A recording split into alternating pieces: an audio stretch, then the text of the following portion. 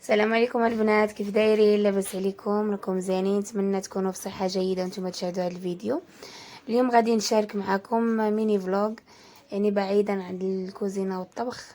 غادي نشارك معكم هذا الميني فلوغ خفيف ظريف. غادي نخرج على برا هذا النهار، غادي نتغداو على برا في واحد الغابه. حاولنا نبدلوا شويه الجو. انا راني ضيفه عند خالتي، الله يخلي لها صحيحتها يا ربي، ودعيو معاها بالشفاء العاجل يا ربي. يا الحبيبه البنات، نتمنى انكم تدعيو معاها.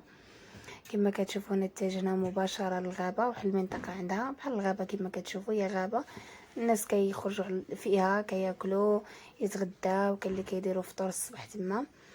هنا كما كتشوفوا راجل خالتي هو اللي قام بالمهمه تاع الشوا. كما كتشوفوا هنا كوطليط راه كيديروا في الشوايه، وغادي هو اللي يشوي لنا هذا النهار. الله يخلي له صحيحته يا ربي ويخلي له وليداتو. هنا هو اللي غادي يقوم بهذه المهمه. الله يعطيه الصحه. جا واحد الشوا رائع البنات، واللي محمى تسمح لينا. كما كتشوفوا غادي نخليكم مع الفيديو. هنا غادي يدير داك الكوطليط يديروا في الشوايه، وغادي نشويه بعدا تما في الغابه. واحد الجو رائع البنات، يعني فوتنا واحد الوقت رائع بزاف وعجبنا الحال. فوجنا انكم تبدلوا شويه الروتين، الدار الكوزينه ديما الضياف الكوزينه، تبدلوا شويه بنادم مره يبدل الجو ديال الدار. انا قلت نشارك معكم هذا الجو حيت عجبني الحال، قلت علاش لا ما نشاركوش مع حباباتي والاصدقاء ديالي، لما لا. كما كتشوفوا هنا بعد ما عمر شويه كامله بالكوتلات غادي نديوها نشويوها، غادي نخليكم مع الفيديو.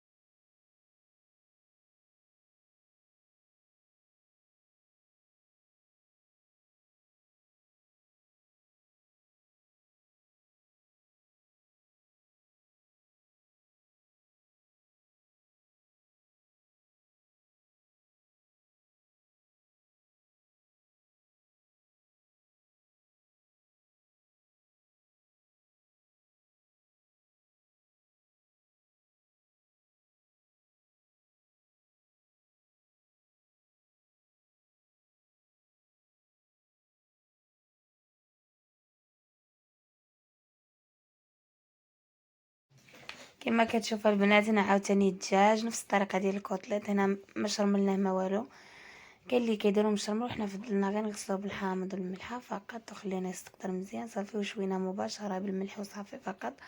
صافي بعد ما شوينا غادي نوريكم في الشكل النهائي ديالو، وكي كيجي بنين بزاف. وفوتنا واحد الوقيت زوينه البنات، وقت رائع.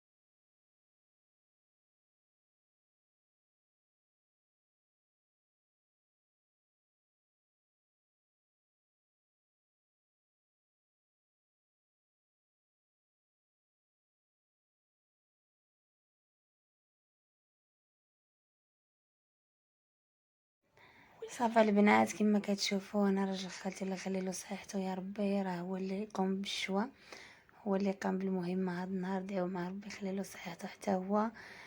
صافا البنات هنا هاد الدجاج هذا بعد ما شويناه، انا غادي هاد الكوتليط وهاد الدجاج غادي نرافقوه بواحد السلطه اللي خفيفه فقط.